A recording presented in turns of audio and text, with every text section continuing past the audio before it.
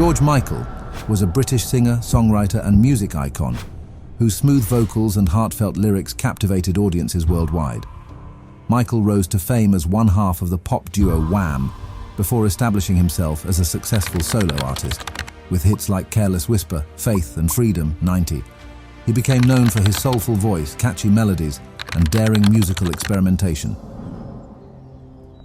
Bob Hoskins was a highly acclaimed British actor known for his versatility, charisma and memorable performances across film, television and stage. Hoskins rose to prominence with his breakout role in the gritty crime drama The Long Good Friday in 1980, showcasing his talent for portraying complex characters with depth and authenticity. Finally, Alexander Litvinenko was a former Russian intelligence officer turned whistleblower who gained international attention following his death under mysterious circumstances in 2006. Litvinenko spoke out against corruption within the Russian government and alleged ties between Russian authorities and organized crime. Let us explore the profound narratives that linger beyond the veil. And the entrance is up the steps on the other side of the courtyard. As we delve into the rich history of Highgate, we cannot ignore the whispered tales of hauntings and the intriguing local legends surrounding the presence of a supposed vampire lurking amidst the cemetery's shadows. According to eyewitnesses, the vampire was described as a tall, dark figure in black that seemed to float above the ground. In the late 1960s and early 1970s, reports of a tall, dark figure haunting the cemetery's grounds sparked a media frenzy. Our first report indicated that there may be a vampire in Highgate Cemetery. In addition, this created attraction resulting in curious spectators, hoping to catch a glimpse of the legendary Highgate vampire. The story of the Highgate vampire reached its conclusion in 1974. Well, it was a tall figure, about maybe 8 feet tall.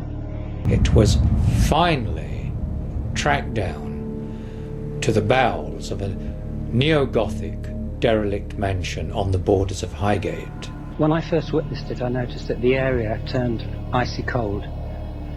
But what was most significant about it was it had glaring red eyes. After much drama, we dragged the contents of the casket out to the rear of the garden and cremated all therein.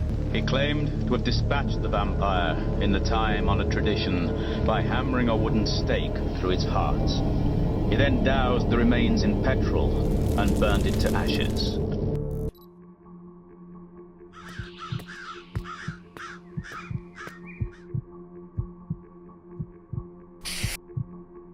To the memory of James Selby, Jim, a famous stagecoachman, born 1844, died 1888.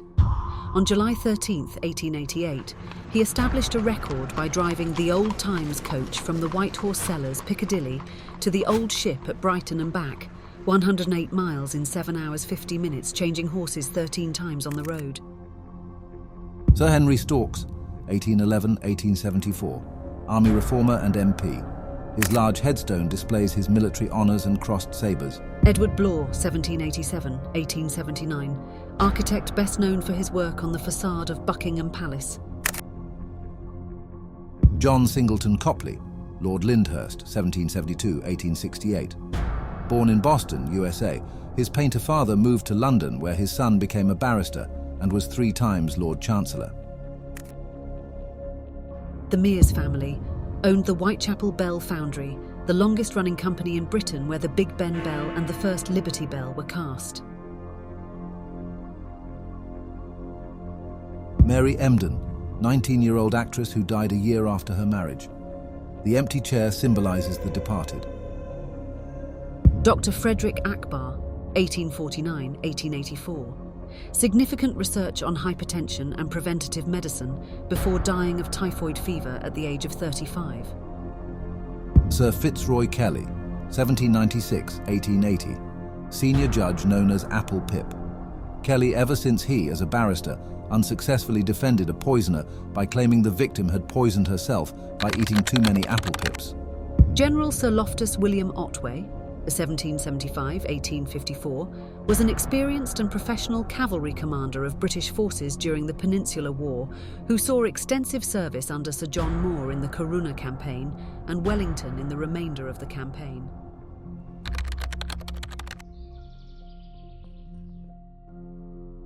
Alexander Litvinenko, a former Russian intelligence officer who became a whistleblower, a dissident, and ultimately a victim of one of the most shocking assassinations of our time.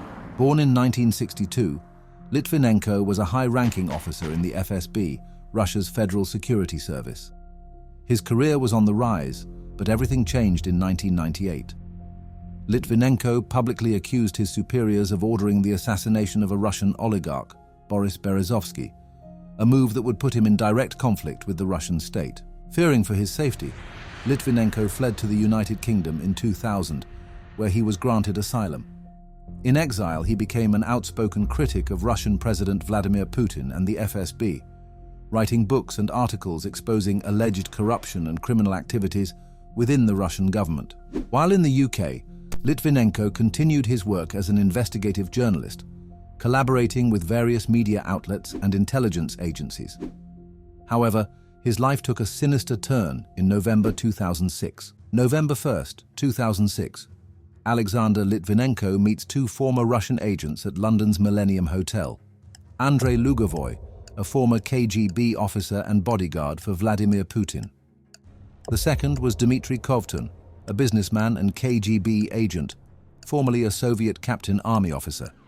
After the meeting, Litvinenko suddenly fell ill and was rushed to hospital, and within days doctors were puzzled by his rapid decline.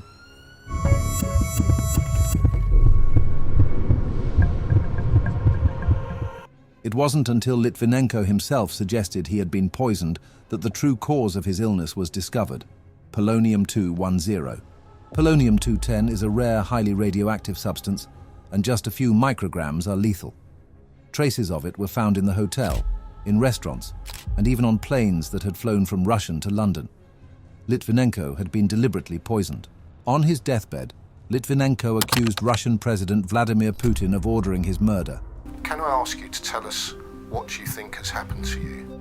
I have no doubt that they poisoned me. All that is remained for me is to prove this with medical examination. Смерть человека – это всегда трагедия. Между тем, насколько мне известно, в медицинском заключении британских врачей нет указаний на то, что это насильственная смерть. You may succeed in silencing one man, but the howl of protest from around the world will reverberate. Mr. Putin, in your ears for the rest of your life. Alexander Litvinenko's death sent shockwaves around the world, marking one of the first major political assassinations in the modern West using radioactive poison. His grave stands as a symbol of defiance, a reminder of the dangerous power struggles behind closed doors and the cost of truth. Rest in peace, Alexander Litvinenko, 1962 to 2006. Opened in 1839, Highgate Cemetery was one of London's magnificent 7 burial grounds, created to relieve overcrowded city graveyards. Its winding paths, ivy-covered tombs, and Victorian Gothic architecture give it a uniquely atmospheric feel. She was a girl from London who became a Hollywood legend. Jean Simmons, born in 1929, rose from humble beginnings in Cricklewood to captivate audiences across the globe.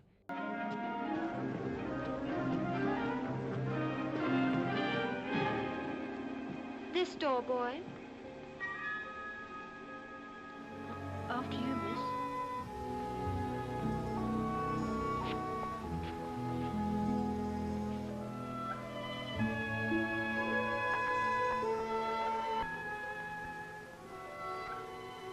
A star of the Golden Age, Simmons began acting at just 14. Her breakthrough came in Great Expectations, 1946, followed by iconic roles in Hamlet, Guys and Dolls, and Spartacus. Hollywood came calling, but Jean never chased the limelight. She starred alongside Marlon Brando, Kirk Douglas, and Burt Lancaster, always graceful, never loud.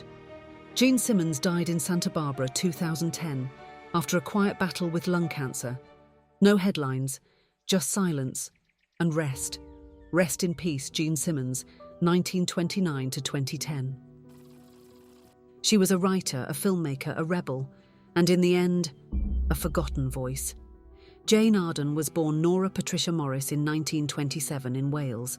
She trained as an actress but found her true voice in writing, sharp, feminist, and unafraid.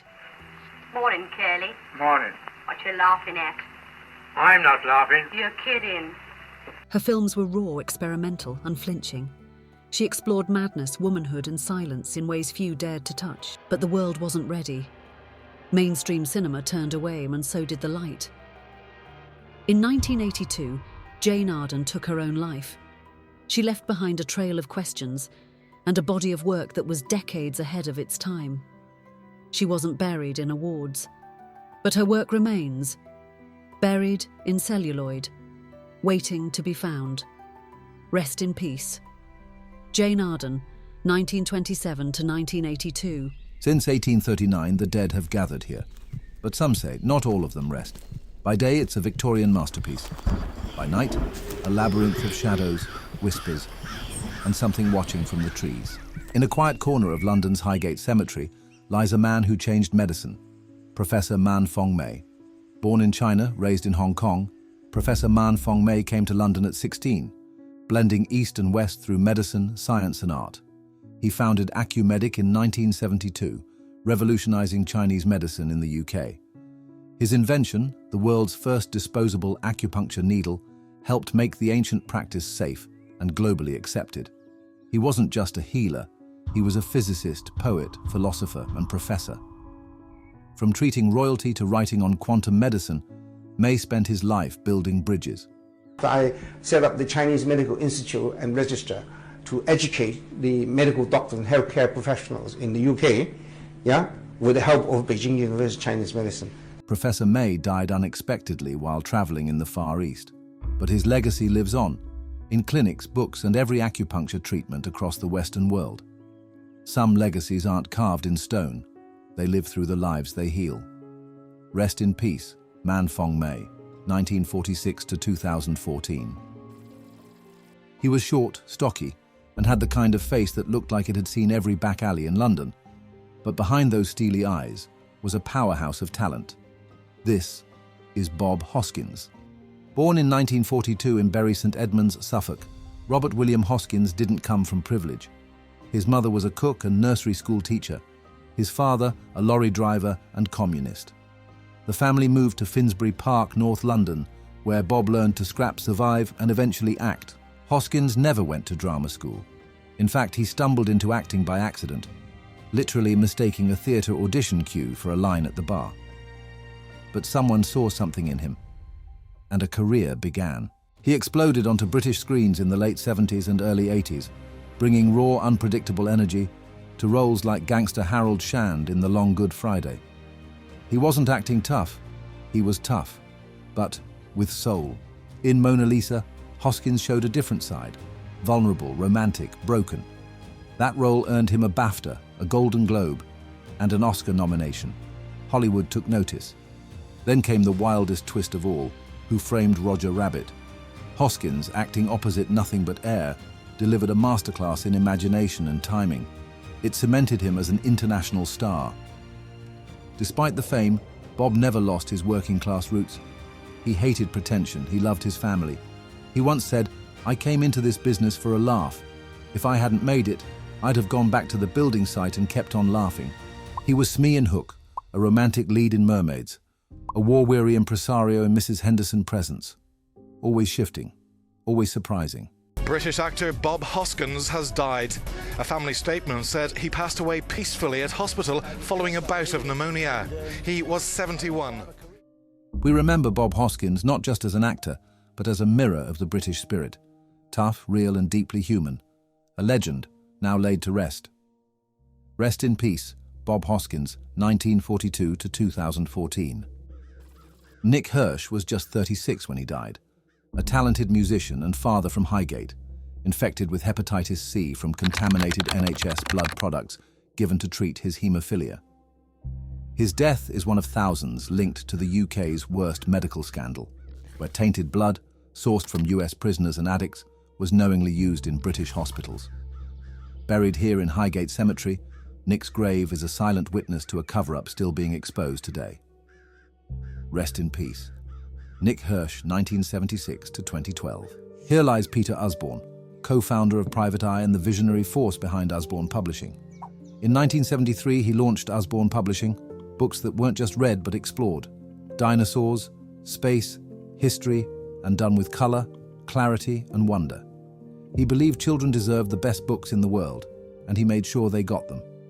From bedtime stories to classroom shelves, his legacy lives on in every young reader who dares to ask, why? Peter Usborne peacefully passed away aged 85 in 2023. But the story he told of wonder, curiosity, and learning lives on. Rest in peace. Peter Usborne, 1937 to 2023. Highgate West is no ordinary graveyard. It's a city of the dead. Stone houses for corpses lined in silence. Roots crack their walls. Ivy drapes the doors. And angels, their faces broken by time, watch from the shadows like sentries abandoned long ago. He helped Britain see the stars, literally. Joseph Warren Zambra, optician and inventor, co-founded Negretti and Zambra, the firm behind the finest barometers, thermometers, and telescopes of Victorian London. His instruments reached the hands of explorers, scientists, even the Queen. Yet today Zambra lies mostly forgotten, buried beneath the fog of time. Rest in peace, Joseph Zambra, 1822 to 1897. Here rests George Herring, a painter who saw the world not just as it was, but as it could be, grand, serene, eternal. Born in 1805, Herring travelled through Europe, capturing light and history with a gentle, romantic touch. He died in 1879, his name fading, but his visions remain. Still, silent, and full of longing. Rest in peace. George Herring, 1805, 1879. In the heart of Victorian London, one man shaped the city in iron, stones and silence. James Bunstone Bunning, city architect from 1843 to 1863, left his mark in arches and domes, most remembered for the coal exchange, a temple to trade, and empire. He died in 1863. His buildings once framed a rising world. Now, most are gone. But his name remains, buried in brick and memory. Rest in peace, James Bunning, 1802 to 1863. At the end of this path rest Lucian Freud and George Michael. But the way there is different. The air grows colder. The light, strangely dim. The trees seem to close in, and even the silence feels watched. Lucian Freud, grandson of Sigmund, painted flesh like it was truth, raw, unflinching, and often disturbing. He saw the soul through skin. Now the eyes that studied others rest unseen. Rest in peace. Lucian Freud, 1922 to 2011. Down this quiet path, tucked deep in the private west section of Highgate Cemetery, lies one of the most iconic voices of a generation. Fame gave him a stage. Music gave him a voice. Born Georgios Kyriakos Panayotou, in 1963, he rose from a quiet suburb of North London to the world stage in neon and noise. Wake me up before you go. Don't leave me hanging on like a yo-yo. Wake me up before you go. I don't wanna miss it when you hit that. Wham wasn't just a band, it was the sound of a new generation. Fast, fun, and unforgettable. But George was always thinking ahead. Well, I guess it would be nice if I could touch your body. I know not everybody. In 1987, he stepped into the spotlight alone. Faith was more than an album, it was an announcement, a bold, brilliant reinvention. But behind the fame was a man carrying grief, love, and secrets. It would take time and pain before the world heard his truest voice. What I needed,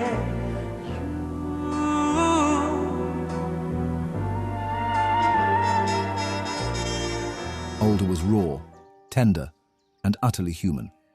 It wasn't for the charts. It was for himself. A man in mourning, a man in love, a man finally speaking plainly.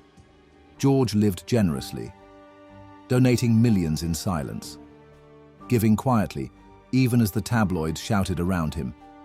He died on Christmas Day, 2016, just 53, laid to rest beside his mother in a private corner of Highgate Cemetery. He sold over 100 million records, but what he gave us couldn't be counted in numbers. It was honesty, longing, and grace. Here lies George Michael. He gave us joy in youth, truth in age, and music that still listens back. This is George Michael. Rest in peace, 1963 to 2016.